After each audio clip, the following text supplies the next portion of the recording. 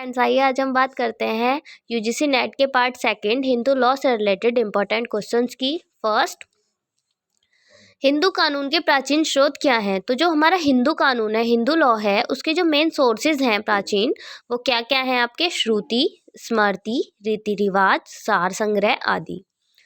वर्तमान में Hindu law act 1955 में तलाक के निम्न सिद्धांतों को मान्यता दी गई है। भाई देखिए, जब एक हस्बैंड वाइफ होते हैं, उनका जो तलाक होता है, उसका मेन आधार क्या क्या क्या माना जाता है? त्रुटि, विवाह की असफलता, आपसी सहमति व प्रथागत। भाई देखिए, त्रुटि का मतलब ये होता है कि जब भी हस्बैंड वाइफ में मिसअंडरस्टैंडिंग क्रिएट हो जाती है उनके रिलेशन में, तो क्या होता है? तलाक का कारण बनता है।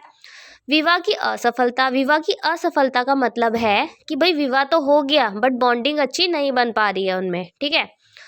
आपसी सहमति, जब कभी कभी ऐसा होता है कि जो विवाह होता है वो ऐसे आधारों पर हो जाता है जब एक की तो रजामंदी होती है और दूसरे की नहीं होती है, तो वो भी एक क्या इन आगे चल के क्या बनता है? तलाक का कारण बनता है, ठीक है। इद्दत की अवधि के दौरान निरस्त किया जाता है। क्या किया जाता है? तलाक अहसन। दो हिंदू जो एक दूसरे के समपिंड हो, उनके बीच हुआ विवाह कैसा होगा? वैध होगा, यदि उन दोनों की प्रथा व रीति रिवाज इस प्रकार के विवाह की अनुमति देते हैं, ठीक है।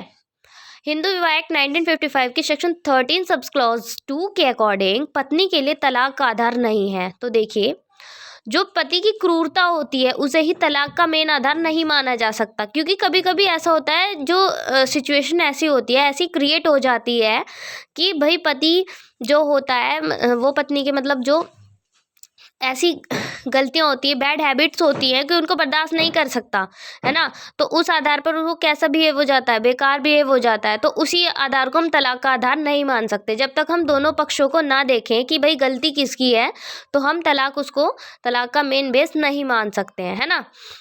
मुस्लिम विवाह का विघटन एक्ट 1939 के सेक्शन 2 के अकॉर्डिंग कौन तलाक का आधार नहीं है? तो 3 वर्षों तक पति गुमशुदा रहा हो। भाई देखिए, कंडीशन क्या कहती है, किसी भी केस में, चाहे वो तलाक का दे दिया हो या और भी मतलब क्रिमिनल रिकॉर्ड के अकॉर्डिंग हो, तो जो कोई व्यक्ति गुमशुदा हो जाता है, तो भाई उसको हम तलाक का आधार नहीं मान सकते। उसे हम क्या करना चाहिए? हमें ढूंढने की कोशिश करनी चाहिए कि भाई कहाँ है, कहाँ नहीं है।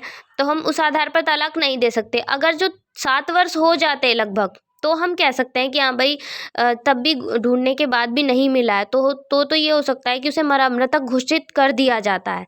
परंतु जो होता है 3 वर्षों का कोई टाइम पीरियड नहीं है, है ना। एक हिंदू पति के लिए कौन न्यायिक विच्छेद के आधार नहीं है? तो हिंदू पति के लिए पत्नी की विवाह पूर्व गर्भावस्था, पत्नी की नपुंसकता के कारण वैवाहिक संभोग ना हो पाना, तो ये मेन तलाक का आधार, विवाह विच्छेद का आधार नहीं हो सकता। हिंदू विवाह एक्ट 1955 के सेक्शन 5 के अकॉर्डिंग कौन विवाह की शर्त नहीं है? कौन सी कंडीशन नहीं है? पक्षों की स्वतंत्र जो सहमति होती है वो उसकी कंडीशन नहीं है। मुस्लिम्स में स्वादिक समुचित या स्वीकृत तलाक का रूप है, कौन सा है? अहसन तलाक। भाई तलाक के भी कई टाइप्स होते हैं मुस्लिम लॉ के अकॉर्डिंग। एक तो हसन तलाक होता है, एक अहसन होता है, एक तलाक केवल बिद्दत होता है, ठीक है। हिंदू मैरिज एक्ट 1955 के अकॉर्डिंग कौन तलाक के आधार नहीं है? तो कौन नहीं है तलाक के आधार? मिर्गी। भाई अगर कोई ऐसा व्यक्ति है, हस्बैंड हो या वाइफ हो, दोनों पक्षों में से कोई ऐसा है जिसे दौरे पड़ते हैं, तो भाई ये तो तलाक का आधार नहीं हो सकता।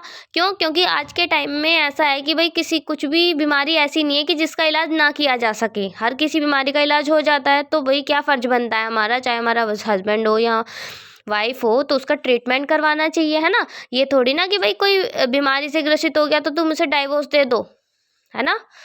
चलिए, थैंक्स।